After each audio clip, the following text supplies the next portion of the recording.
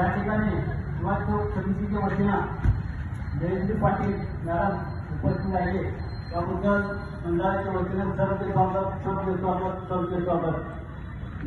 त्यांचा हा भूषण व डॉक्टर जयश्री पाटील यांनी या ठिकाणी थोड्याच वेळात आपल्याला उपस्थित राहून आपल्याला मार्गदर्शन करणार आहेत.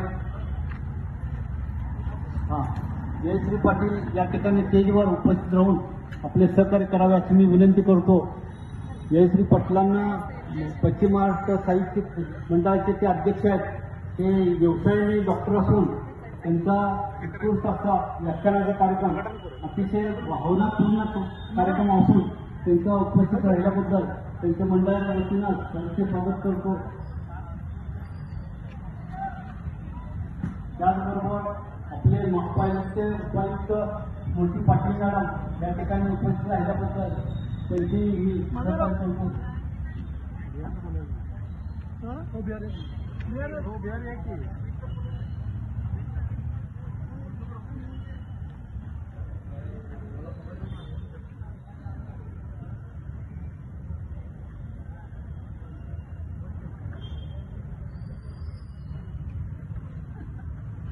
मी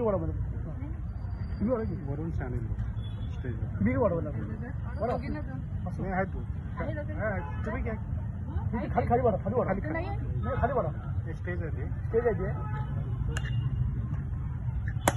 छत्रपती शिवाजी महाराज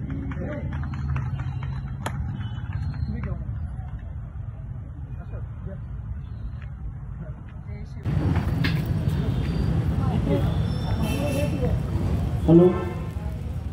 आज आमच्या समितीचे यांना विनंती करतो त्यांनी प्रत्यक्ष कार्यक्रमासाठी व्याख्यान जे द्यायसाठी त्यांनी उपस्थित राहिल्यात जास्तीत जास्त वेळ त्यांनी आपल्याला व्याख्यानासाठी द्यावा आणि आपलं व्याख्यान सुरू करावे अशी त्यांना मी विनंती करतो.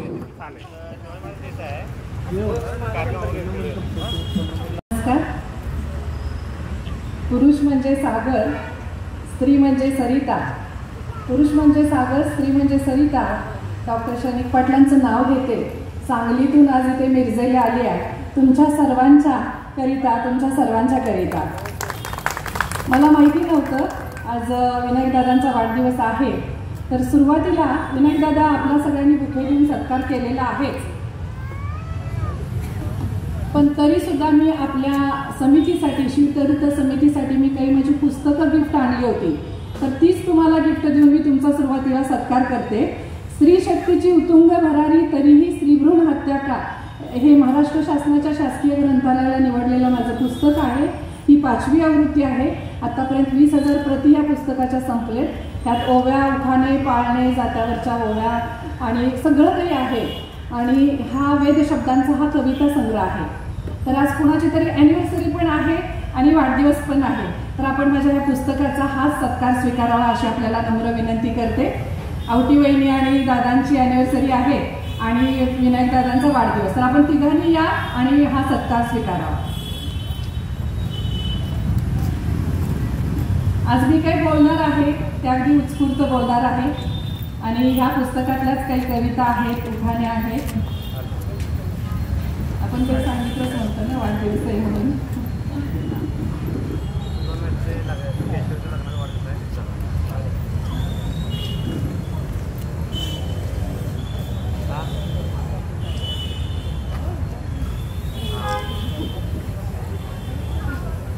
कुणाला हवे असतील तर पुस्तक माझ्यासोबत आहेतच. तर आज आपण आता व्याख्यानाला सुरुवात करण्यापूर्वी मला एक असं सांगावंसं वाटतं की पूर्वनियोजित तुमचा जो कार्यक्रम चालू होता त्यामध्ये आजचे व्याख्याते कुणी वेगळेच होते आणि अचानक त्यांचं व्याख्यान कॅन्सल झालेलं आहे. आणि मग आयोजकांचा आणि विनायक दादांचा मला दुपारी 3 वाजता फोन आला की आमच्या वक्त्यांच्या काही अडचणी आहेत घरगुती आणि ते आले नाही, त्यांना आपण याल का. खरं तर शेवटच्या क्षणी व्याख्यान स्वीकारायचं म्हणजे खूप अवघड असतं. इथं बोलणं तेवढं सोपं नसतं आणि माझ्या पेशंट सगळ्या अपॉइंटमेंट होत्या. पण तरीसुद्धा एक सामाजिक कार्य आणि सामाजिक कार्यकर्ता म्हणून मला समजू शकतं की आयोजकांचं संयोजकांची मानसिकता काय झाली असेल की एवढं मोठं नियोजन करायचं आणि ऐनवेळी बघता आलं नाही तर काय होतं। आणि मग मी सामाजिक कार्यकर्ता म्हणजे काय आहे, तर सामाजिक कार्य करत असताना एकमेकांना मदत करणं हेच सामाजिक कार्यकर्त्याचे खरं कर्तव्य असतं। आणि ते माझं कर्तव्य पार पडून मी त्यांच्या कार्यक्रमाला दुपारी अचानक होकार दिला आणि आज आपल्यासमोर मी उभी आहे। Shrenik Patil, x ray, sonography, CT scan, MRI तज्ज्ञ, वेट diagnostic and research centre, Sangli. संयोजकांनी सांगितलंय तुमचं तुम्हीच ओळख करून द्या, कारण अल्पवधीत ठरलेला हा कार्यक्रम आहे। मी जात्यावरच्या ओव्या उखाणे पाळण्याची लेखिका आहे, एक चित्रकार आहे, संगीतकार आहे, अभिनेत्री आहे, उत्तम सुगरण आहे, राज्यपाल नियुक्त बाल न्याय मंडळ सदस्य, जज पण मी आहे। 18 वर्षाखालील जे काही क्रिमिनल्स असतात त्यांच्याशी मी डील करत असते। अखिल भारतीय मराठी साहित्य परिषदेची पश्चिम महाराष्ट्राची मी अध्यक्ष आहे। तर अनेक विविध पातळ्यावर कार्य करत असताना आत्तापर्यंत 4000हून अधिक माझी व्याख्यानं झालेली आहेत। जागतिक सौंदर्य स्पर्धा थायलंडला झालेल्या त्याची मिसेस दिवा वर्ल्ड वाईड इंटरनॅशनल विनर आहे। अमेरिकेमध्ये महाराष्ट्राची दुसरी माधुरी दीक्षित पुरस्काराने सन्मानित आहे। आपल्या मुंबई येथे राजभवनमध्ये राज्यपालांच्या हस्ते मेडिक्वीन एक्सलन्स अवॉर्डने मी सन्मानित आहे। आणि 2019ला महाराष्ट्राची सौंदर्य सम्राज्ञी 2019 कोल्हापूर विजेती आहे। आणि संपूर्ण महाराष्ट्रातल्या डॉक्टर महिलांच्या स्पर्धा होत्या, त्यात मेडिक्वीन 2020 Mrs Maharashtra unique personality winner आहे। तर असा हा माझा प्रवास आहे। जिथं जिथं अडचणी आहेत, जिथं जिथं काही समस्या आहेत, तिथे तिथे मी माझे सामाजिक कार्य करत असते। पण सामाजिक कार्य करताना प्रत्येक स्त्रीला भक्कम साथ हवी असते, ती म्हणजे आपल्या नवऱ्याची साथ हवी असते। मी सांगलीची पहिली महिला एक्सरे, सोनोग्राफी, सिटी स्कॅन, MRIची तज्ज्ञ आहे। आणि माझे पती डॉक्टर श्रेनिक पाटील हेही एक्सरे, सोनोग्राफी, सिटी स्कॅन, MRIचे तज्ज्ञ आहेत। त्यामुळे विनायक दादांचा फोन आल्यानंतर संध्याकाळच्या काही अपॉइंटमेंट्स होत्या, डॉक्टर साहेब म्हणाले मी सगळं बघतो, तुम्ही जा। आणि म्हणून मला अभिमान आहे माझ्या नवऱ्याचा। जसं ज्योतिबाराव सावित्रीच्या पाठीशी असायचे तसे श्रेनिक पाटील माझ्या पाठीशी असतात। आणि म्हणूनच माझ्या व्याख्यानात पदोपदी उखाणे असतात। आणि म्हणून मी आता सुरुवातीला व्याख्यानाचं आणखी एक उखाणं घेते। 33% आरक्षणाचं संसदेत बिल झालं आहे पास। स्त्री शक्तीचा सन्मान म्हणून संसदेत 33% आरक्षणाचं बिल झालं आहे पास। डॉक्टर श्रेनिक पाटलांचं नाव घेते तुमच्या व्याख्यानमालेसाठी खास, तुमच्या व्याख्यानमालेसाठी खास। विषय दादांना मी विचारलं, विनायक दादांना, की तुमचा पूर्वनियोजित विषय काय आहे। दादा म्हणाले मॅडम तुम्हाला जो विषय पाहिजे तो बोला। आता मला जो पाहिजे तो विषय बोलायचा हजारो विषय आहेत माझ्याकडं, पण मला वाटलं की प्रामुख्यानं आपण आज बोलणं गरजेचं आहे, ते म्हणजे आयुष्य आनंदानं जगावं कसं। आयुष्य आनंदानं जगावं कसं, कारण आज 21व्या शतकात वावरत असताना या धक्काबुक्कीच्या युगात, या कॉम्प्युटरच्या जगात प्रत्येकजण आपापल्या परीनं पुढं धावतोच आहे। सगळ्यांच्या कॉम्पिटिशन वाढलेल्या आहेत आणि कुणालाच कुणाकडे जायचा वेळ नाही आहे, कुणाला स्वतःच्या आयुष्यालाही द्यायला वेळ नाही। इतकं गतिमान जीवन झालेलं आहे आणि त्यात आपण जगायचंच विसरलेलो आहे। लक्षात घ्या, एकदा आपण मोठं होत असताना इथं व्याख्यानाला पूर्वतयारीशिवाय उभा राहणं तेवढं सोपं नसतं। पण आज मी इतकी श्रीमंत आहे, कशानं श्रीमंत आहे, शब्दाने मी श्रीमंत आहे। आणि माझ्या शब्दसंपत्तीच्या जोरावर आज मी तुमच्यापुढे उभी आहे आणि ह्याच माझ्या शब्दसंपत्तीच्या जोरावर तुमच्यासारखी जनसंपत्ती माझ्या खात्यात आज आणि जमा झालेली आहे। आणि म्हणून मला इतकंच सांगायचं की माणूस पैशानं श्रीमंत असून चालत नाही, शब्दानं श्रीमंत असला पाहिजे, मनानं श्रीमंत असला पाहिजे, बुद्धीनं श्रीमंत असला पाहिजे, ज्ञानानं श्रीमंत असला पाहिजे। आणि ती श्रीमंती माझ्याकडे आहे आणि म्हणूनच आज मी अगंतुकपणे अचानकपणे 2 तासापूर्वी निमंत्रण स्वीकारून तुमच्यापुढे उभी आहे। असो, सुरुवातीला आपण एक कविता ऐकायची छानपैकी। कवितेचं नाव आहे हळद आणि कुंकू। मला खूप आवडतं हळद कुंकू। गौरी गणपतीला माझ्याकडे हळदी कुंकूचा मोठा समारंभ असतो। गौरीच्या पहिल्या दिवशी आपण सर्वांनी न सांगता त्या दिवशी येऊ शकता। खूप महिला येतात, रात्रभर आमच्याकडे चिम्मा फुगडीचं जागरण असतं। तर कुंकू म्हणजे नवऱ्याचं प्रतीक, हळद म्हणजे बायकोचं प्रतीक। आपले पूर्वज कसे होते बघा, आपल्या पूर्वजांनी काय केलेलं, जो कुंकू म्हणजे नवऱ्याचं प्रतीक त्याला वरचं स्थान दिलंय आणि प्रामुख्यानं बायको म्हणजे हळद तिला खालचं स्थान दिलंय, म्हणजे काय, तिला दुय्यम स्थान दिलं। मग माझ्या मनामध्ये प्रश्न आला की नवरा बायकोचं नातं असंच असतं का? मग नवरा बायकोचं नातं कसं असतं? मग ते सुशिक्षित असू देत, अशिक्षित असू देत, झोपडीत राहणारे असू देत, महालात असू देत, अरेंज मॅरेज असू दे किंवा लव्ह मॅरेज असू दे, प्रत्येक नवरा बायकोचं नातं एकसारखंच असतं। आणि मग हे नवरा बायको म्हणलं की भांडण आलं. प्रत्येकाच्या संसारातलं भावविश्व एकच असतं. आणि मग माझ्या मनात प्रश्न आला, हळदी कुंकू जर नवरा बायकोचं प्रतीक असेल आणि हे जर दोघं एकमेकांशी भांडले तर ते काय म्हणतील? ऐका, कुंकू म्हणाला हळदीला, अरे तुझा मान खाली. कुंकू म्हणाला हळदीला, अरे तुझा मान खाली. हळद म्हणाली कुंकवाला, अरे माझ्यामुळेच तुला शोभा आली, अरे माझ्यामुळेच तुला शोभा आली. बघा, कपाळावर नुसतं कुंकू कधी उठून दिसत नाही आणि नुसती हळदही शोभिवंत दिसत नाही. मग हळद काय म्हणते बघा. मग हळद म्हणाली कुंकवाला, अरे हळदी कुंकूला या म्हणत आधी माझंच नाव घेतात. आपण म्हणत नाही ना कुंकू हळदीला या. मग हळद म्हणाली कुंकवाला, अरे हळदी कुंकूला या म्हणत आधी माझंच नाव घेतात. वर तू असलास तरी आधी मलाच मान देतात. वर तू असलास तरी आधी मलाच मान देतात. वर तू असलास तरी आधी मलाच मान देतात. आहे ना बरोबर हे? वक्त्याला हारांची, फुलांची, कुठल्या शॉलची अपेक्षा नसते. वक्त्याला अपेक्षा असते ते टाळ्यांची. आणि मला अपेक्षा आहे की शेवटपर्यंत तुमच्याकडून मला तो प्रतिसाद मिळेल. कारण मला खात्री आहे, तुम्हाला माहिती आहे, आपण शब्दांना स्पर्श करू शकत नाही, पण माझे शब्द मात्र तुमच्या मनाला आणि काळजाला हात घालू शकतील एवढी मला खात्री आहे. तर हे असं आहे की स्त्री आणि पुरुष आज 21व्या शतकामध्ये समान आहेत. समान नव्हे तर माझ्या मते स्त्री शक्तीची भरारी इतकी उतुंग आहे की पुरुषांच्या बरोबरीनंच नव्हे तर पुरुषांच्या 4 हात पुढे स्त्रीची भरारी आहे. आणि म्हणून मला सांगायचं आहे की स्त्री आणि पुरुष समानतेच्या युगामध्ये आज आपण घरामध्ये काही ठिकाणी, मी सोनोग्राफीची डॉक्टर असून सुद्धा मला प्रामुख्यानं सांगावंसं वाटतं की अजूनही काही घरामध्ये मुलग्याची अपेक्षा केली जाते. मुलीला दुय्यम स्थान दिलं जातं. आणि सोनोग्राफीची डॉक्टर असून सुद्धा आज मी परखडपणे बोलत असते की ह्याच विषयावर बोलत असते की स्त्री शक्तीची भरारी इतकी उतुंग आहे तरीही स्त्रीभ्रूण हत्या का होते. आणि आपल्या मिरज तालुक्यामध्ये ह्या गोष्टी जास्त प्रमाणात घडलेल्या आहेत. आणि मग त्या अनुषंगानं मला वाटतं की मुलगीला जेव्हा जन्माला घातलं जातं तेव्हा मुलीचं बारसं खूप धूमधडाक्यात व्हायला पाहिजे. आपल्या मुलाच्या बारशाच्या वेळेस आपण आऊट लावतो, फटाके लावतो, सगळं लावतो, पण मुलीच्या बारशाच्या वेळी आऊट आणि फटाके लावणं गरजेचं आहे. आणि म्हणून अशा आशयाचा मी एक तुमच्या पुढे पाळणा म्हणणार आहे. सर्व दादा मंडळी इथं आहेत. माझ्यासोबत तुम्ही सगळ्यांनी जो बाळी जो जरी जो म्हणायचं आहे लक्षात घ्या. मी आता विनायक दादांना जे पुस्तक प्रेझेंट दिलं, स्त्री शक्तीची उतुंग भरारी तरी स्त्रीभ्रूण हत्या का, त्या पुस्तकामध्ये हा पाळणा आहे. आणि महाराष्ट्रातला पहिला पाळणा आहे जो लेकी जन्माचा आहे.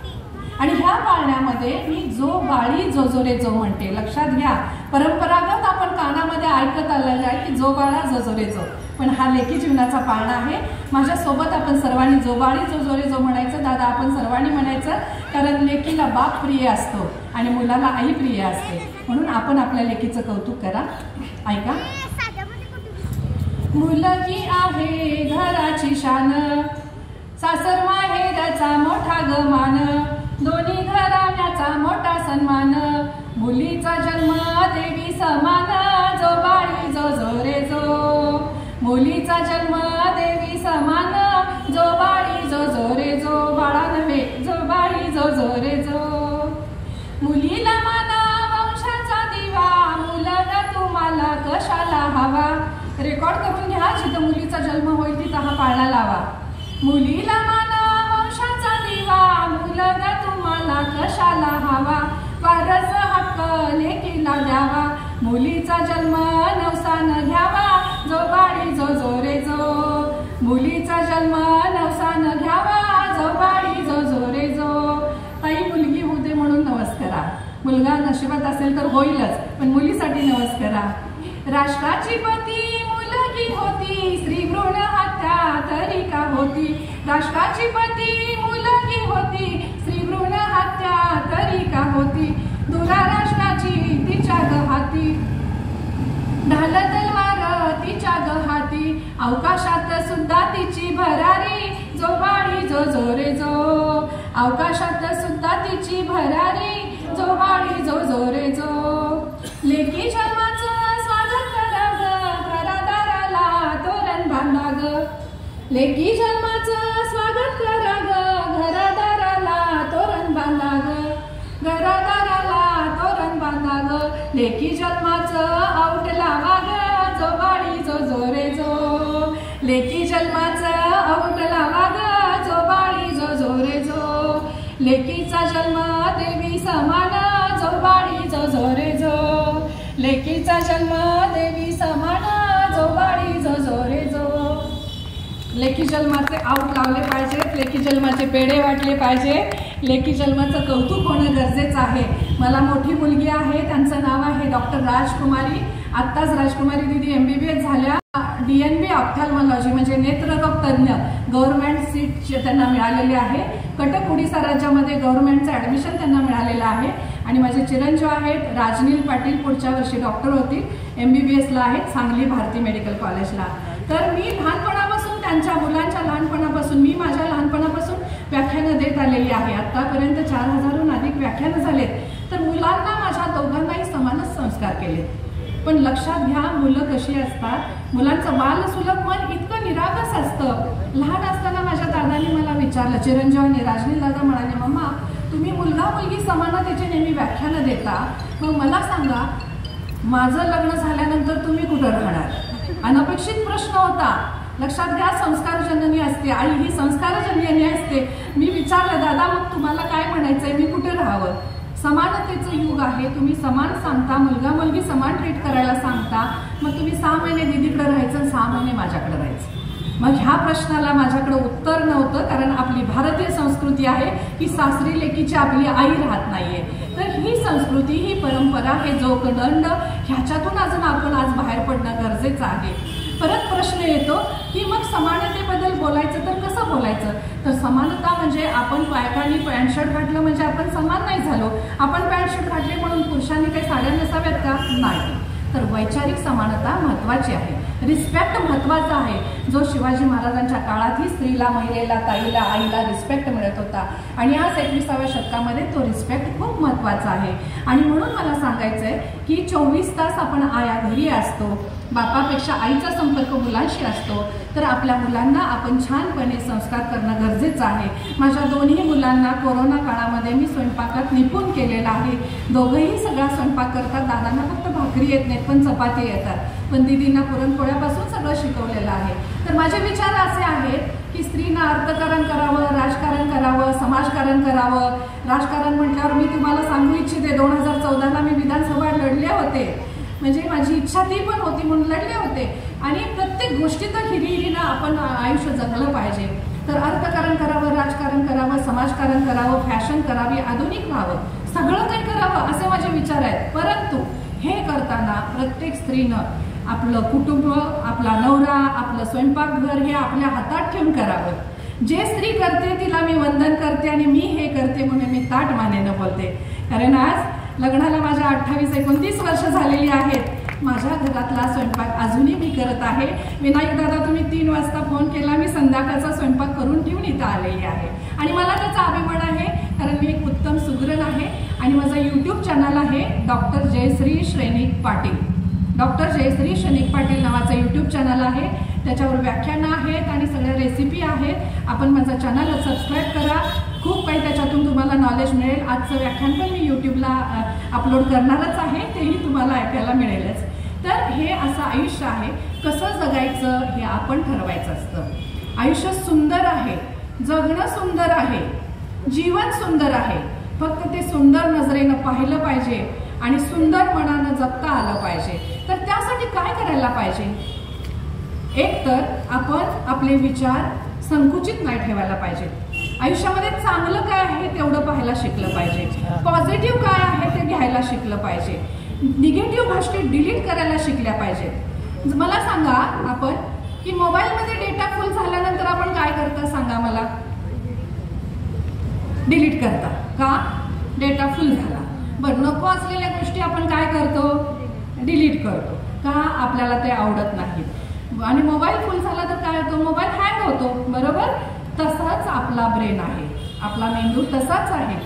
विनाकारण चिंता, विनाकारण टेन्शन्स, नको असलेल्या गोष्टींचे विचार, भूतकाळातल्या कटू आठवणी, ह्या सगळ्या इथं साठवून साठवून साठवून आपला मेंदू पण हँग व्हायची वेळ आलेली आहे आणि होतोच. आणि निगेटिव्ह गोष्टी इथं साचून ठेवल्यामुळं आपली एनर्जी कमी होते, आपल्यातला उत्साह कमी होतो आणि मग आपल्या पाठीमागं नको असलेले शत्रू मागे लागतात. ते म्हणजे ब्लड प्रेशर, किंवा हार्ट अटॅक, डायबेटीस हे सगळं स्ट्रेस इंड्युस्ड आहे. आणि म्हणून मला सांगायचं आहे की आपण हसत राहिलं पाहिजे, आनंदात राहिलं पाहिजे. आणि ते कसं, तर मी आता तुमचा मेंदू म्हणजे तुमचा ब्रेन, तुमचा माइंडसेट करणार आहे. कारण मी पॉझिटिव्ह माइंड थेरपिस्ट आहे. मला अजिबात नकारात्मक काही गोष्टी आवडत नाहीत, निगेटिव्ह पाहायला आवडत नाही, निगेटिव्ह बोलायला आवडत नाही, निगेटिव्ह वाचायला आवडत नाही. मी सतत हसत असते. आल्यापासून तुम्ही पाहतायच. आणि सगळ्यांनी हसत राहणं आज 21व्या शतकात गरजेचं आहे. भले तुम्ही किती मोठ्या महालामध्ये किंवा बंगल्यामध्ये राहता ह्याला महत्व नाही, तुम्ही किती आनंदात राहता आज 21व्या शतकात त्याला महत्व आहे. बघा तुम्ही काही गोरगरिबी लोक खूप आनंदात असतात, पण बंगल्यात महालात राहणारी लोक वरून वाटतात तेवढी आनंदात नसतात. आणि प्रतिष्ठेसाठी त्यांना मन मोकळं कुठं बोलता येत नाही. कुकरची शिट्टी नाही झाली तर आतला भात जळून जातो. तसं माइंड आउटलेटसाठी कोणतंच नाहीये. आज मित्रमैत्रिणी पण नाहीयेत. कुठं बोलायचं, एकाकडं बोलायचं तरी विश्वासाचं माणूस राहिलेलं नाहीये.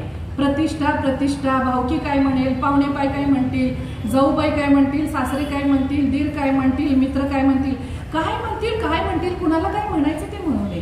तुम्हाला काय वाटतंय ते करा ना. तुम्ही ह्या बाजूनं रस्त्याच्या चाललात तरी लोक म्हणणार अरे ह्याला नियम माहिती नाहीयेत का रस्त्याचे, उजवी बाजूनं चाललाय.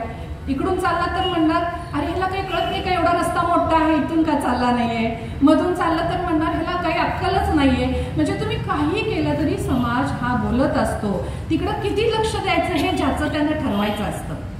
आणि आयुष्य कसं जगायचं हे आपलं आपण बघायचं असतं. मोर तुई नाचतो म्हणून खिन्न नाही व्हायचं. लक्षात घ्या, मोर तुई नाचतो म्हणून खिन्न नाही व्हायचं, कोकिळ कुकू गातो म्हणून सुन्न नाही व्हायचं. आपलं ध्येय आपणच ठरवायचं असतं. आणि आपल्याला काय घडवायचं ते आपणच घडवायचं असतं. स्वतःला पाहिजे तसं आपणच घडवायचं असतं. कोण आपल्याला घडवायला येणार नाहीये. तुम्हाला जे करायचं ते तुम्ही करा, कारण आयुष्य एकदाच मिळतं. कोरोना काळामध्ये तुम्हाला सगळ्यांना लक्षात आले तेव्हा कुणी मुहूर्त पाळले का, कुणी रीतिरिवाज पाळले का? न परत आता रीतिरिवाज आणि मुहूर्त कशासाठी पाहिजे? लग्न जुळत नाहीत, पत्रिका जुळल्या नाहीत, पत्रिका बघा, मंगळ बघा. ह्या अंधश्रद्धेतून बाहेर आलं पाहिजे. त्या मुलाचं किंवा त्या मुलीचं रक्तगट बघा, त्याला हिपॅटायटिस आहे का बघा, म्हणजे कावळी आहे का बघा, त्याचा ब्लड ग्रुप मॅच होतोय का बघा, त्याचं हिमोग्लोबिन आहे का बघा, तो हेल्दी आहे का बघा, ती हेल्दी आहे का बघा. ह्या गोष्टी राहिल्याच. त्याला जमीन किती आहे, त्याला पगार किती आहे, घर किती आहे, अहो मनानं तो कसा आहे, बुद्धिमत्ता कशी आहे, शिक्षण काय आहे, त्याचा स्वभाव काय आहे किंवा तिचा स्वभाव काय हे कोणी पाहतच नाहीये. आणि म्हणून मला नम्रपणे सांगायचं आहे की डोळसपणे जीवनाकडे पाहायला शिकलं पाहिजे, आयुष्य आनंदानं जगायला शिकलं पाहिजे. तर चला आता मी तुमचा माइंडसेट करणार आहे. थोडा का असे ना आयुष्यामधला स्ट्रेस रिलीफ करायचा असेल तर मी सांगते त्या पद्धतीनं जर तुम्ही वागत राहिला तर नक्कीच तुम्हाला तुमचे टेन्शन फ्री राहता येईल, जगता येईल, चिंतामुक्त जीवन जगता येईल. जसं मगाशी म्हणाले की मोबाईलमधला डेटा आपण डिलीट करतो, तसे तुमच्या मनातले मी वाईट विचार डिलीट करणार आहे. कारण आयुष्य हसत जगल्याशिवाय तुम्ही आनंदात जगू शकत नाहीये. आणि हसत जगायचं असेल तर चिंता गेल्या पाहिजेत, टेन्शन्स गेले पाहिजेत. भूतकाळात न जाता, भविष्याचे वेध न घेता वर्तमानात जगलं पाहिजे. तुम्हाला मी आता प्रेझेंट दिलं पुस्तक, प्रेझेंट दिलं म्हणलं आनंद झाला की नाही सांगा? तुम्हाला आनंद झाला की नाही प्रेझेंट दिलं? प्रेझेंट म्हणजे काय? वर्तमान. मग त्या वर्तमानाचा पण तसा तुम्ही आनंद घ्यायला पाहिजे. आलं का लक्षात? पास्ट टेन्स नाही, फ्युचर टेन्स नाही, तर प्रेझेंट टेन्स मध्ये तुम्ही जगणं गरजेचं आहे. तर चला सगळ्यांनी इकडे बोट ठेवा आणि माझ्या पाठीमागं म्हणायचं मी तुमच्या सगळ्यांचं आता माइंडसेट करणार आहे. आयुष्य आनंदानं कसं जगायचं आणि तुम्ही चिंतामुक्त कसं व्हायचं, टेन्शन फ्री कसं राहायचं, माझ्यासोबत मी बोलल्यानंतर माझ्या पाठीमागं सगळ्यांनी म्हणायचं. डोळे बंद करा, मी तुमचा माइंडसेट करते. आणि असं समजा मोबाईलमध्ये तुम्ही बटन दाबून डिलीट करता, बरोबर? तसं मी तुमच्या मनातले चिंता, विचार, निगेटिव्हिटी डिलीट करत आहे. तुम्ही स्वतः पण डिलीट करत आहेत असं इमेज करा आणि म्हणा मी या क्षणापासून आनंदात आहे. मी या क्षणापासून, मोठ्याने आवाज येऊ दे, आवाज येऊ दे. मी या क्षणापासून चिंतामुक्त आहे. मी या क्षणापासून टेन्शन फ्री आहे. मी या क्षणापासून निरोगी आहे. मी या क्षणापासून आनंदात आहे. मी या क्षणापासून हसत राहणार आहे. मी या क्षणापासून निरोगी राहणार आहे. मी या क्षणापासून हसत राहणार आहे. आनंदात राहणार आहे, हसत राहणार आहे, आनंदात राहणार आहे, हसत राहणार आहे. हसा बघू, हसा बघू. छान वाटलं ना? सेट झालं ना माइंड? बघा, पूर्वी कारणाशिवाय हसणाऱ्यांचे हास्य क्लब आले होते तेव्हा वेडं म्हटलं जायचं, पण आता कारणाशिवाय हसणाऱ्यांचे हास्य क्लब आलेत, कारण ते आज गरजेचं आहे. जन्मलेला बाळ दिवसभरात अंदाजे 360 वेळा हसतं. तुम्ही सांगा, तुम्ही सगळे दादा ताई दिवसभरात किती वेळा हसता हो? एकदा दोनदा तरी हसता का सांगा? मग किती गरजेचं आहे, किती आपण हसू विसरलेलो आहोत बघा. आणि म्हणून आता मी हसा म्हणलं म्हणून वाटेल त्याच्याकडे बघत हसू नका बरं का. नाहीतर मॅडम हसा म्हणली म्हणून रस्त्यानं दिसेल त्याच्याकडे बघून हसाल, तसं नाही. स्वतः हसा, नातेवाईकांच्या बरोबर हसा, मित्रमैत्रिणींच्या बरोबर हसा. रोज एक फोन करा, मित्रमैत्रिणींना करा, नातेवाईकांना करा, आई वडिलांना करा, पै पाहुण्यांना करा. एक फोन करायचा आणि काहीतरी चांगल्या विषयावर चर्चा करायची. एस्पेशली आपण बायका, ताई आपण बाहेर फोन लावतो, विषय काय असतो, आई बरोबर बोलताना वहिनीनं हे केलं, वहिनीनं ते केलं, सासूने हे केलं ते केलं. नका असलं काही करू, अजिबात करू नका. काय केलंस, काय खाल्लं, जेवण काय केलं सांगा, काय काय रेसिपी बनवली सांगा, पुस्तक वाचलं सांगा, पेपर वाचले सांगा, वहिनीने नवीन काय केलं विचारा, बायकोनं नवीन काय केलं तुम्ही जाणून घ्या, घरच्या आईवडिलांनी नवीन काय केलं जाणून घ्या. विनाकारण निगेटिव्ह गोष्टीची जर चर्चा करत बसलं तर आयुष्यामध्ये जगणं अवघड होईल. आणि मग नेमका तुमच्या शरीरात तुमच्या नकळत हायपरटेन्शन घुसणार, डायबेटीस घुसणार, कधी हार्ट अटॅक येणार, हीट स्ट्रोक बसणार. तर आयुष्य खूप सुंदर आहे, परत परत सांगते, जगणं खूप सुंदर आहे, जीवन खूप सुंदर आहे. सुंदरतेनं बघायला शिका, सुंदर मनानं जगायला शिका आणि सुंदरतेनं आचरणात आणायला शिका. वाईट गोष्टी बघायच्याच नाहीत. तुम्हाला माहित आहे ना ती पूर्वीची 3 वाकडं, वाईट बघत नाहीत, वाईट बोलत नाहीत, वाईट ऐकत नाहीत. त्यांना पुढा समोर ठेवा, त्याच्या मूर्त्या मिळतात घरी ठेवा आणि मग बघा तुम्ही आजपासून घरी गेल्यानंतर हा प्रयोग करून बघा. उद्या उजाडल्यानंतर नवरा काय बडबडला, डिलीट. बायको काय बोलली, डिलीट. सासू काय बोलली, डिलीट. मुलं काय बोलली, डिलीट. ते आपल्या कानात आत जाऊनच द्यायचं नाही, डिलीट करायचं. काय फक्त चांगलं काय बोलले तर परत रिस्पॉन्स द्या, हसा, ऐका आणि मग बघा तुमचे मला फोन येतील, मॅडम खरंच तुमचा हा खूप मंत्र खूप आणि महत्त्वाचा आहे आणि उपयोगात आला. कारण हसण्यामुळं एन्डॉर्फिन नावाचे हार्मोन्स आपल्या बॉडीमध्ये सिक्रेट होतात आणि त्यामुळं आपण आनंदी राहतो. आणि जेवढं आपण आनंदी राहू तेवढं आपल्याला निरोगी दीर्घायुष्य मिळेल. आणि निरोगी दीर्घायुष्य पाहिजे असेल तर आनंदानं हसत हसत जगणं गरजेचं आहे. तर असं नवरा बायको बरेच इथं आहे. तर तुम्हाला अशाची एक सुंदर अशी कविता ऐकवते. सगळ्यांनी रेकॉर्ड करा. ज्यांचे नवरे इथं असतील त्यांना ठीकच आहे, ज्यांचे नवरे घरी असतील त्यांना मोबाईलवर ऐकवा, ज्यांच्या बायका घरी असतील त्यांना मोबाईलवर ऐका. कवितेचं नाव आहे आवाज कसं म्हणता. हजारो पारितोषिक मिळालेली ही कविता आहे.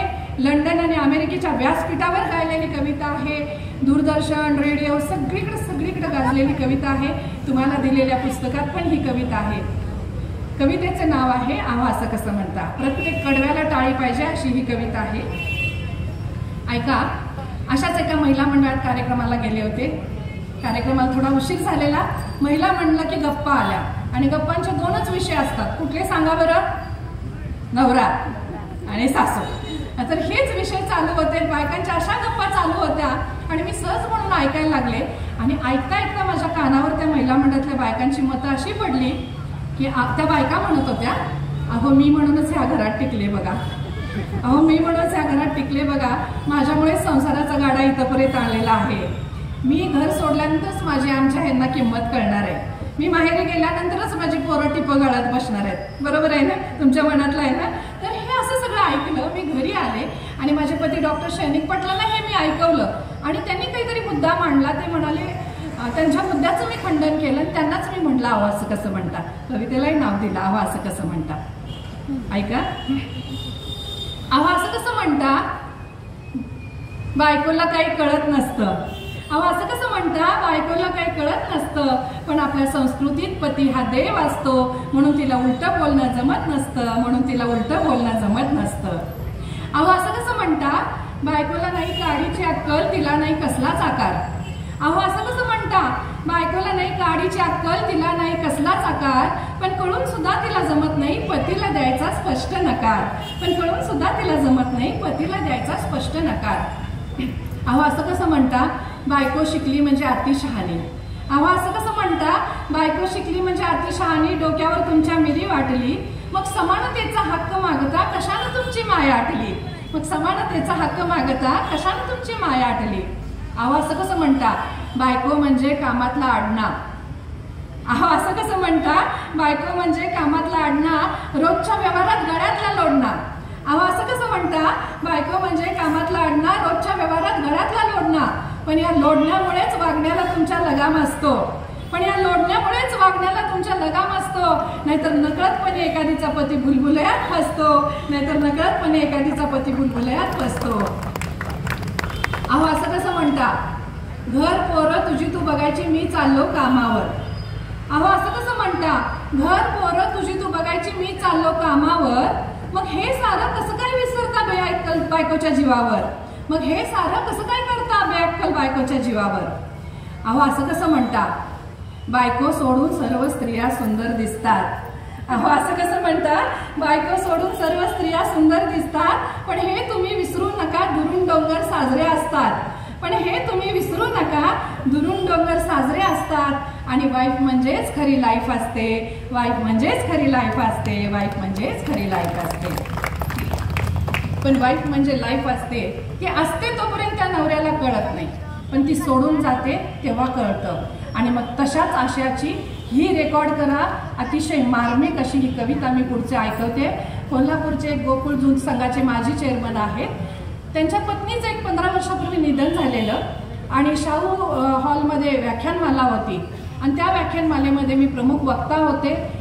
स्वर्गीय नीला सत्यनारायण प्रशासकीय अधिकारी त्या तिथं अध्यक्ष होत्या कार्यक्रमाच्या. स्नेहलता देशमुख मुंबई विद्यापीठाच्या कुलगुरू त्याही होत्या तिथे. तर तिथं मला लक्षात आलं की त्या चेअरमन साहेबांच्या पत्नीचं निधन झालेलं आणि त्यांचा स्मृतिदिन साजरा करायसाठी व्याख्यानमाला होती.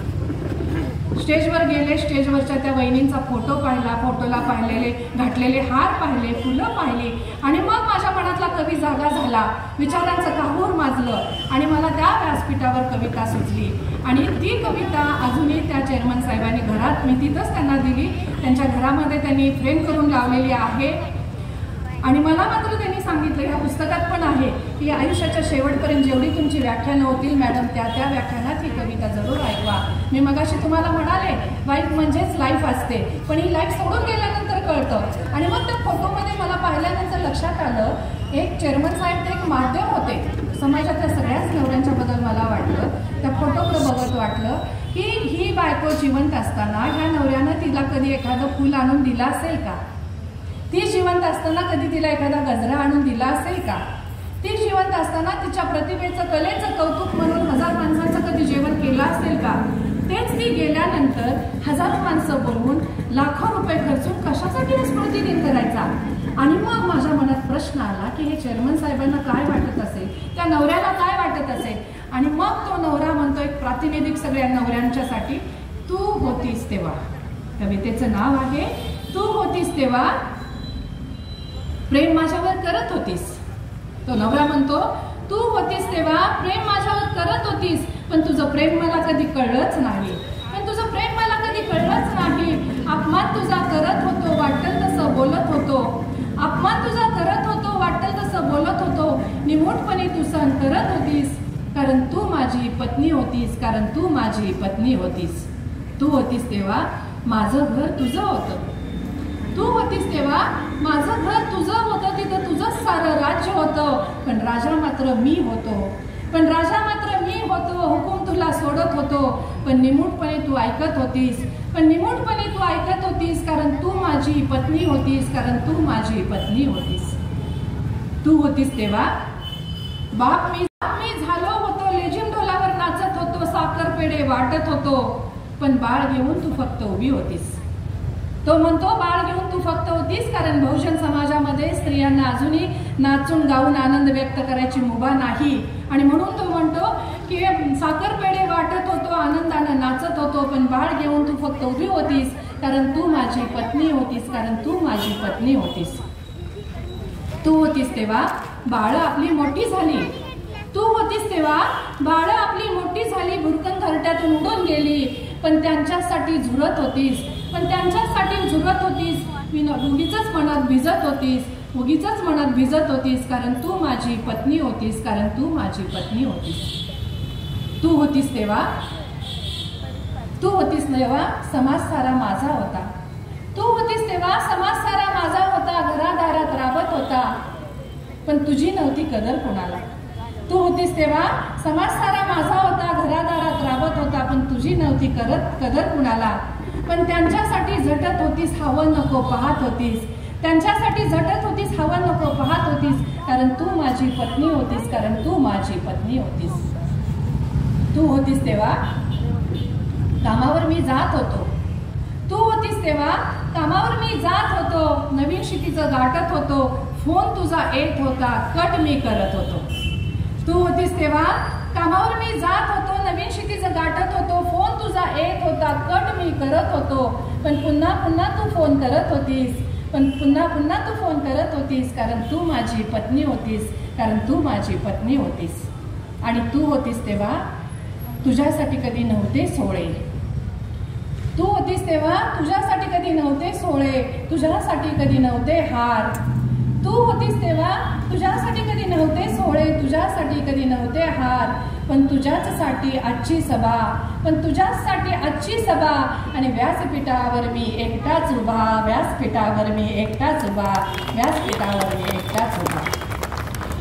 आणि म्हणून मला सांगायचं आहे की स्त्री आहे तर पुरुष आहे, कारण स्त्री ही नवशक्तीची प्रेरणा आहे, नवनिर्मितीची प्रेरणा आहे. स्त्री ही घराची शान, स्त्री ही पतीचा मान आहे. स्त्री म्हणजे सृष्टीचं वरदान आहे. स्त्री म्हणजे सत्याची कास आहे, आणि म्हणूनच स्त्री ही सत्याची कास आहे. आणि म्हणूनच मला इतकंच सांगायचं आहे की स्त्रीचा जन्म जोपर्यंत आहे तोपर्यंत पुरुषांचा जन्म आहे, कारण निसर्गानं वरदान गर्भाशयाचं फक्त स्त्रीला दिलेलं आहे. सरोगेट मदर व्हायचं वरदान फक्त स्त्रीलाच आहे. आणि स्त्री संपली तर दुनिया संपेल, स्त्री संपली तर जग संपेल. आणि म्हणूनच स्त्रीला देवीच्या रूपामध्ये सन्मानित करणं गरजेचं आहे. परवा बाबासाहेब आंबेडकरांची जयंती झालेली आहे, आणि बाबासाहेबांनी हेच सांगितलेलं आहे की स्त्रीला नुसतं देवीच्या रूपात पूजू नका. आणि म्हणून त्यांनी बिल पास केलं, आणि त्याच्यामध्ये स्त्रीला सगळे अधिकार दिलेले आहेत. आणि म्हणून मला सांगायचं आहे की आपले अधिकार काय आहेत, आणि आपल्याला कायदा माहिती असणं गरजेचं आहे. प्रत्येक स्त्रीला आज कायद्यानं सगळ्या राईट्स मिळालेले आहेत. त्या कायद्यानं ती सक्षम आहे, परंतु काय कायद्याचा उपयोग करायचा आणि काय दुरुपयोग करायचा हेही स्त्रियांनी आणि पुरुषांनी समजून घेणं गरजेचं आहे. तर असो, आयुष्य खूप सुंदर आहे, जगणं खूप सुंदर आहे, जीवन खूप सुंदर आहे. आणि असं एक सुंदर आशयाची एक छोटीशी गोष्ट सांगते, आणि वेळेचं भान ठेवणं गरजेचं आहे. सगळ्यांच्या जेवायच्या वेळ झालेल्या आहेत. बोलू ना पुढे अजून आहे ना इच्छा? मला काय वक्ता आहे, रात्रभर सुद्धा मी बोलू शकते, पण श्रोत्यांची मानसिकता पण मला माहिती आहे. तुमच्या पायाला मुंग्या येऊ नये. आपापल्या परीने श्रेष्ठ असतो, आणि तो कसा श्रेष्ठ असतो बघा. तर एका छान कावळ्याची गोष्ट सांगू ना, ऐका. ती गोष्ट इंग्लिशमध्ये आहे, पण मी तुम्हाला मराठीत कन्वर्ट करून सांगते. ऐका. एक कावळा होता. आता कावळा म्हटलं की तो काळा आला, आणि मग तो काळा कावळा फार दुखी होता. आणि मग त्याला वाटलं की आता का आपण असं काळा झालोय, आपल्यावर देवानं अन्याय केलेला आहे. आणि एका झाडावर बसून तो रडायला लागलेला, आणि त्या झाडाखाली एक साधू बसलेले, आणि ते त्याचे अश्रू त्या साधूंच्या अंगावर पडले. आणि मग ते साधूनी वर बघितलं, आणि त्या कावळ्याला म्हणाले, माय डिअर फ्रेंड, अरे मित्रा, वाय आर यू क्राईंग, तू का रडतोयस? कावळा म्हणाला, महाराज, देवानं माझ्यावरच इतका अन्याय केलाय की जगामध्ये इतके सुंदर सुंदर रंगाचे पक्षी आहेत, आणि मलाच का काळा केला, आणि म्हणून मी दुःखी आहे, आणि मला जगायचं नाही. हे कावळ्याचं बोलणं महाराजांनी ऐकलं. महाराज काय म्हणाले, ठीक आहे, मी इतका तपश्चर्या केलेली आहे की माझ्या शक्तीनं तुला दुसऱ्या पक्षात रूपांतर करतो, पण तत्पूर्वी तू माझं एक काम कर की तू जा आणि राजहंस आणि बदकांना भेटून ये. कावळा खुश झाला की आता आपला रंग बदलणार आहे महाराज, म्हणून तो अगदी हॅपीली, म्हणजे तो इतका आनंदाने उडत राजहंस आणि बदक जिथे पोहत होते त्या सरोवरात गेला. आणि त्यांना बघून कावळा म्हणाला, अरे मित्रांनो, तुम्ही किती नशीबवान आहात, देवाने तुम्हाला इतका छान सुंदर पांढरा रंग दिलेला आहे. तो बगळा आणि राजहंस म्हटला, नाही रे मित्रा, तू असं काही समजू नकोस, आम्ही नशीबवान नाही, कारण हा पांढरा रंग आमचा आम्हाला नको वाटतोय, सफेद रंग नको वाटतोय, आम्हाला तो निरस वाटतोय. आमच्यापेक्षा खूप छान सुंदर असे पक्षी आहेत ते नशीबवान आहेत. मग कावळा म्हणाला, तुम्हाला कोण वाटतं नशीबवान आहे?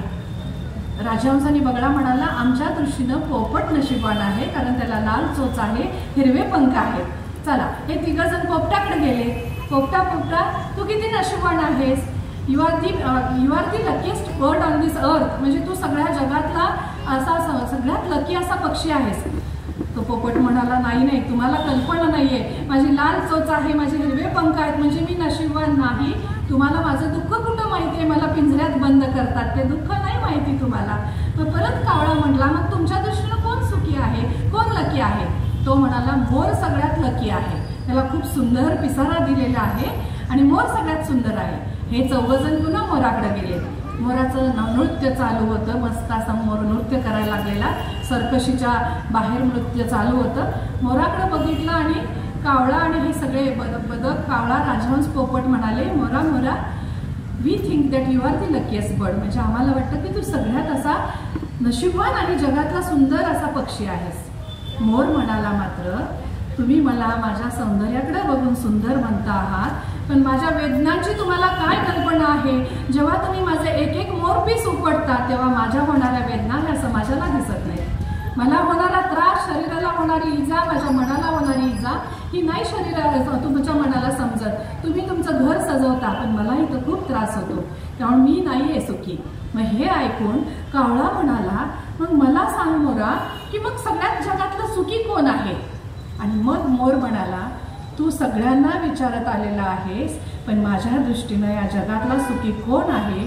तर कावळे दादा, तूच सगळ्यात सुखी आहेस, कारण देवानं तुला वेगळं केलेलं आहे. तुला कुठं पिंजऱ्यात कोण घालत नाही, तुला कुठं उडायची बंधनं नाहीत, तुझ्या रंगाकडे कोण बघत नाही, तुला खडे कोण मारत नाहीत, तुला दगडं पण मारत नाही. You are the free bird to fly. म्हणजे तू तुझ्या मनाचा मालक आहेस. मग हे ऐकल्यानंतर कावळ्याचे डोळे उघडले. कावळा परत त्या झाडाकडे आला, त्या महाराजांकडे आला आणि महाराज म्हणाले, चल आता तुला बदलूया ना? नको म्हणला, मला लक्षात आलं की मी जसा आहे तसा सुखी आहे. आणि मग महाराज त्याला म्हणाले, हे सगळं तुला दुसऱ्यांशी तुलना करेपर्यंत का कळलं नाहीये? लक्षात घे, तुला काळा जरी केला असला तर परमेश्वरानं तुलाही एक वेगळं स्थान दिलेलं आहे. मृत्यूनंतर पिंडाला तू शिवल्याशिवाय मृत्यूची त्या सार्थक होत नाही त्याची वाचत, आणि तो आत्मा विलीन होत नाही अनंतात. ते महत्वाचं स्थान तुला दिलेलं आहे. म्हणजे प्रत्येक जण आपापल्या ठिकाणी योग्य असतो. परमेश्वरानं जीवन जे जन्माला घातलेलं आहे त्या जीवनाचा स्वीकार करा. स्वतःची तुलना दुसऱ्यांशी करू नका. स्वतःला हवं तसं जगा, हवं तसं वागा. कुणी काय म्हणेल इकडं बघत बसला तर आयुष्य कधी संपेल कळणारच नाही. म्हणून मला एकच माझं वाक्य मनामध्ये कोरून ठेवा, take life as it comes. Take life as it comes. आयुष्य जसं आहे तसं स्वीकारायला शिका. जीवन आनंदानं जगायला शिका. हसत हसत जगायला शिका. आज पुस्तकं वाचा, ज्ञानानं समृद्ध व्हा. एकमेकांची उनी काढण्यात वेळ घालवू नका. कुणी काय केलंय, कुणाचा बंगला आहे, कुणाचा महाल आहे, कुणाचं प्लॉट आहे, अपार्टमेंट आहे, कुठंही कम्पेअर करू नका. कावळ्याच्या सारखं स्थितप्रज्ञ राहायला शिका.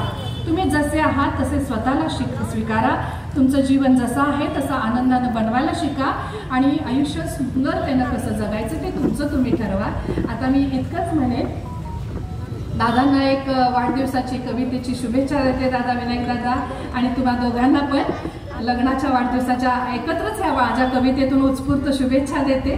कारण प्रत्येकाचा वाढदिवस म्हणजे आयुष्यातील एक नवीन पर्व असतं. लग्नाचा वाढदिवस असला तर एक नवीन पर्व चालू होतं आणि तुमचा वाढदिवस असला तर एक नवीन प्रवास सुरू होतो. तर ऐका, वाढदिवस म्हणजे आयुष्यातील एक नवीन पर्व. वाढदिवस म्हणजे एक आयुष्यातील नवीन प्रवास. या प्रवासात येतील कितीतरी संकटे, कितीतरी काटे, कितीतरी फुले. कधी येईल खोल दरी, कधी येईल उंच उंच पर्वती, कधी येईल अमावस्येची काळोखी रात, कधी येईल सोनेरी प्रभात. आणि तुमच्या या नवजीवनाच्या प्रवासात यश, सुख, शांती, समाधान, कीर्ती आणि निरोगी आरोग्याची होऊ दे भरभराट. निरोगी आयुष्याची होऊ दे भरभराट. या शुभेच्छा प्रार्थिते मनात, या शुभेच्छा प्रार्थिते मनात. आणि आता माझ्या महिला भगिनी खूप आहेत, तुमच्यासाठी खास आणखी एक उखाणा घेते. 15 जानेवारीला माझा वाढदिवस असतो, संक्रांतीला, आणि पुरणपोळ्या करता करता सुचलेला हा उखाणा आहे. ऐका. संक्रांतीच्या सणाला पुरणपोळ्याचा घाटला घाट, पुरणाच्या जोडीला केली कटाची आमटी, आमटीच्या जोडीला तळे सांडगे पापड, पापडाच्या जोडीला केले कांद्याचे भजी, भजीच्या जोडीला केला वरण भात, वरण भातावर सोडली साजूक तुपाची धार, तोंडाला पाणी सुटलं ना, वरण भातावर सोडली साजूक तुपाची धार, साजूक तुपाच्या धारेला खमंग येतो वास, डॉक्टर श्रेनिक पाटलांचं नाव घेते तुमच्या सर्वांच्यासाठी खास, तुमच्या सर्वांच्यासाठी खास. लंडन आणि अमेरिकेहून आल्यानंतर सुचलेले दिल्लीतून गेले लंडनला, लंडनमध्ये आहे भारत भवन, भारत भवनात मला मिळाला बहुभाषिक पुरस्काराचा सन्मान, भारत भवनात मला मिळाला बहुभाषिक पुरस्काराचा सन्मान, डॉक्टर श्रेनिक पाटलांचं नाव घेते मुलीलाच माना मुलासारखी समान, मुलीलाच माना मुलासारखी समान. सांगलीतून गेले मुंबईला, मुंबईतून गेले दिल्लीला, दिल्लीतून गेले बर्मिंगहॅमला, तिथून गेले अमेरिकेला, अमेरिका शहरात पाहिल्या उंच उंच इमारती, इमारती पाहताना डोळे गेले दिपून, तिथं टाकले स्त्रियांनी सर्व क्षेत्र व्यापून, करिअर करताना नातीगोती जपून, नातीगोती जपत त्या करिअरच्या मागे धावतात, नातीगोती जपत त्या करिअरच्या मागे धावतात. डॉक्टर श्रेनिक पाटलांचं नाव घेते स्त्री आणि पुरुष समानतेचा कायदा मात्र पाळतात, स्त्री आणि पुरुष समानतेचा कायदा मात्र पाळतात. हिरवागार मळा माझा मळ्यात बांधलाय गोठा, गोठ्यात बांधले 12 म्हशी, म्हशींच्या काढल्या धारा, दूध ठेवलं तापत, तापता तापता गेला आटत, त्याचा झाला खवा. डॉक्टर श्रेनिक पाटलांचं नाव घेते पुढच्या वर्षी पण मी इथे येणार आहे एवढं लक्षात ठेवा. सुंदर माझं हॉस्पिटल, हॉस्पिटलला आहे अंगण, अंगणात आहे बाग, बागेत आहेत कुंड्या, कुंड्यात घातली माती, मातीत घातल्या बिया, बियांची झाली रोपं, रोपं गेली वाढत, आणि डॉक्टर श्रेनिक पाटील बसतात नेहमी MRIचे रिपोर्ट काढत, नेहमी MRIचे रिपोर्ट काढत, त्यांच्या जीवावर मी आज इथं उभी आहे. तर असं आयुष्य खूप सुंदर आहे, कसं जगायचं ते तुम्हीच ठरवा. झोपण्यामध्ये आयुष्य वाया घालवू नका. मी फक्त 5 तास झोपते, आता गेल्यानंतर परत आता डॉक्टर जेवले असतील, परत सगळं आवरायचं, दही दूध विरजण ताक लोणी तूप सगळं मी करते. पहाटेचं आम्ही 5-5:30ला उठतो, पहिल्यांदा वर्तमानपत्र वाचतो, हेडलाईन्स बघतो. सामाजिक काम करत असताना समाजामध्ये काय चाललंय त्याचा अवेअरनेस असणं गरजेचं असतं. वाचनानं समृद्ध व्हा. सुरुवातीला मी सांगितलेलं आहे माझ्या आयुष्यातल्या 2 आदर्श आहेत, एक अहिल्यादेवी होळकर आणि स्वर्गीय इंदिरा गांधी. तर अहिल्यादेवी आणि इंदिरा गांधींचं हे आत्मचरित्र वाचा, संविधान वाचा, खूप काही शिवाजी महाराज वाचले पाहिजे, जिजाऊंना आठवलं पाहिजे. आज खूप काही जगण्यामध्ये करण्यासारखं आहे. इतकं आयुष्य छोटं आहे की काय करून काय नको असं होतं, आणि त्यामुळे जर तुम्हाला जीवन जगायचं कळलं, आयुष्य आनंदानं जगायचं कळलं, तर तुमच्या आयुष्यातली टेन्शन्सच राहणार नाहीत. तर परत कधी तुम्हाला टेन्शन्स आली, काही चिंता वाढल्या, मी मगाशी सांगितलेली पॉझिटिव्ह माइंड थेरपी आठवा, माझं नाव आठवा, इथं बोट ठेवा. टेन्शनच्या वेळी मी बोलले तसं परत बोलला की मी ह्या क्षणापासून टेन्शन फ्री आहे, चिंतामुक्त आहे आणि मी आनंदात आहे, मी हसत राहणार आहे. बघा तुम्ही अनुभव घ्या, उद्या अनुभव घ्या, घरी गेल्यानंतर सुद्धा कुणाचा तरी वाद होऊ शकतो, तेव्हा अनुभव घ्या. आणि मी डिलीट करत आहे, मी डिलीट करत आहे, मी डिलीट करत आहे, असं ते टेन्शन, निगेटिव्हिटी, भांडण, मनातले वाईट विचार सगळे डिलीट करा आणि फक्त हसत राहा. बघा एखाद्याबरोबर जर आवडला असेल, वाद असेल, उद्या ती मैत्रीण किंवा तो मित्र समोर आला, एक स्मित हास्य करा, सगळं विरघळून जाईल, तो विसरून जाईल. आणि हेवे दावे नका मनात ठेवू, अजिबात मनात काही ठेवू नका, फक्त चांगले विचार मनात ठेवा. एखाद्यानं जरी तुम्हाला शिवी दिली तरी सुद्धा न्यूट्रल राहा, हार घातले कुणी तरी न्यूट्रल राहा, दगड मारले तरी न्यूट्रल राहा, म्हणजे दगडासारखं स्थितप्रज्ञ राहा. हुरळून पण जाऊ नका आणि मरगळून पण जाऊ नका, पण आनंदात राहा, हसत राहा, फुलत राहा. जीवनाच्या नरांगणात सदैव तुम्ही बहरत राहा. असतील माझ्या शुभेच्छा तुम्हा, द्याल नेहमी ओळख मला, पण माणुसकीला तुम्ही जागत राहा, हसत राहा, तुम्ही फुलत राहा. जीवनाच्या नंदन मनात सदैव तुम्ही झुंजत राहा, जीवनाच्या नंदन मनात सदैव तुम्ही झुंजत राहा. कलियुगाचा वाहतोय वारा, कलियुगाचा वाहतोय वारा, जिकडे तिकडे स्वार्थच सारा, पण अन्यायासाठी तुम्ही झटत राहा, पण अन्यायासाठी तुम्ही झगडत राहा. हसत राहा, तुम्ही फुलत राहा. जीवनाच्या नंदादीपात सदैव तुम्ही तेवत राहा, जीवनाच्या नंदादीपात सदैव तुम्ही तेवत राहा, जीवनाच्या नंदादीपात सदैव तुम्ही तेवत राहा. कधी कुणाला काही अडचणी असतील, संरक्षण परिषदेला पण मी आहे. सुरुवातीलाही मी बोलले, राज्यपाल नियुक्त बाल न्यायालयामध्ये मी बाल न्याय मंडळ सदस्य जज म्हणूनही काम करते. अखिल भारतीय मराठी साहित्य परिषदेची पश्चिम महाराष्ट्राची अध्यक्ष म्हणून काम करते. कुणावर काही अन्याय झाला, महिलांवर काही त्रास झाला, कौटुंबिक काही हिंसाचार झाला असेल, सगळ्यांनी मला डायरेक्ट संपर्क करू शकता. 24/7 माझा नंबर चालू असतो, मोबाईल नंबर. माझा नंबर आहे 9860092132. 9860092132. मला सगळे डॉक्टर माई म्हणतात आणि सामाजिक कामासाठी सदैव तुमच्या सेवेला डॉक्टर माई मी तुमच्यासाठी सदैव हजर असेल. 24 तास फोन चालू असतो. उचलला नाही रिटर्न कॉल मी करत असते. पेशंट असला तर मी उचलू शकत नाही. तर कुणाच्या काही आरोग्याच्या समस्या असतील, कौटुंबिक समस्या असतील, अन्य काही प्रॉब्लेम्स असतील, सगळे मी सॉल्व्ह करू शकते. आणि सगळ्यात महत्त्वाचं, आज ह्या शिवतीर्थ व्याख्यानमालेच्या सर्व संयोजक, आयोजकांना, सर्व संस्थापकांना मला विनायक दादा आपल्याला सुद्धा मला सांगू इच्छिते, आपल्या परिसरामध्ये किंवा आपल्या समितीच्या मेंबर्स किंवा आपली कुटुंब जेवढे तुमच्याशी जोडलेले आहेत त्या सगळ्या लोकांसाठी माझ्या वेद डायग्नोस्टिक अँड रिसर्च सेंटरमध्ये x-ray, sonography, CT scan, MRI आणि रक्तलघवीच्या सगळ्या ज्या तपासण्या होतात त्या सगळ्या तपासण्यावर तुम्हाला सगळे जेवढे काही तुमचे मंडळाची नाव सांगून येतील त्यांना 50% डिस्काउंट असेल हे मी आज इथं आनंदानं जाहीर करते. 15% डिस्काउंट असेल मी जाहीर करते. कारण MRI, सिटी स्कॅनच्या तपासण्या महाग असतात खूप आणि सर्वसामान्य पेशंटना ते खूपच टेन्शन वाटतं. तर 24 तास 12 महिने आज मी दिलेला हा शब्द वर्षानुवर्ष पाळला जाईल. आपलं नाव सांगून, आपल्या शिवतीर्थ समितीचं नाव सांगून कुणी पेशंट आला, किती मोठी तपासणी असू दे, त्यासाठी 15% डिस्काउंट असेल. आणि मला वाटतं आता आपल्या सर्वांची रजा घेतलेली बरं होईल. आपण सगळे अजून उत्साह आहात. मी नम्रपणे आपले आभार मानते. मला अतिशय आनंद झालेला आहे की जराही हालचाल न करता जास्तच गर्दी झाली आणि एवढे सगळ्यांनी आपण नम्रपणे इथं आलेला आहात, ऐकलेला आहात. आणि हीच आज माझी संपत्ती आहे, हीच माझी ऐश्वर्य आहे, हेच माझं ऐश्वर्य आहे. आणि ह्याच संपत्तीनं मी आज खूप श्रीमंत आहे, आणखी श्रीमंत झालेली आहे. तुमची जनसंपत्ती माझ्या तिजोरीत पडलेली आहे. आपल्याला दिलेला शब्द दादा मी पाळलेला आहे. आगंतुकपणे मी आले तरी सगळ्यांनी आनंदानं खूप सगळं ऐकलंय. त्यामुळं अनपेक्षित या कार्यक्रमाचा आनंद होतोय मनाला, अनपेक्षित या कार्यक्रमाचा आनंद होतोय मनाला. मोल द्यावंसं वाटतं खरंच या क्षणाला, मोल द्यावंसं वाटतं खरंच या क्षणाला. कारण डॉक्टर म्हटलं की प्रत्येकाच्या डोळ्यासमोर असतं ते भलं मोठं दुखणारं फुटणारं इंजेक्शन. प्रत्येकाचा चेहरा रडवायला असतो, पण डॉक्टर एक चांगला चित्रकार असतो, डॉक्टर एक चांगला अभिनेता असतो, डॉक्टर एक चांगला लेखक असतो आणि डॉक्टर एक चांगला उत्तम वक्ता असतो. आणि या सर्वांचं भान ठेवून आपण समितीने मला निमंत्रित केलं आणि त्यावेळी मी आपला कार्यक्रम स्वीकारला. त्याबद्दल मी मनस्वी आपली सर्वांची मनपूर्वक आभारी आहे.